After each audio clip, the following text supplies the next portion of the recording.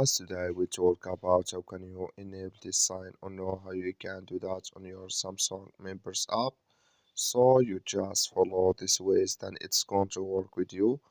All you have to do is you just go here above this sign, click on it. So then it's going to show for you a list like this here. Then you click here on settings, you just click on it. You come to next step here, it's going to show for you like this. You come here to automatic error reports, you just click on it here. You come here to critical error reports, click in this sign.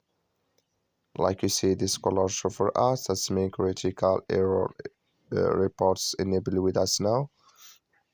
So that's all you have to do. I wish you I get it, that's all. So that's all, thank you for your watching. Don't forget to support us by liking, subscribe. So thank you for your watching.